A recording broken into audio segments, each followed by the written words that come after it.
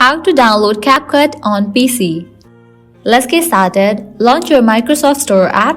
Now at the top you will see the search box. Over there type in CapCut and search for it. With that app will appear. Now go ahead and click on the app CapCut. Now over here you will find this option of install. Click on it. With that, download process will start. CapCut is a free all-in-one video editor and video maker application with everything you need to create stunning high-quality videos. Beginners can start with CapCut in matter of seconds, while advanced users can enjoy all the functions they need to edit videos. Make sure you have stable internet connection so that the download process will be faster.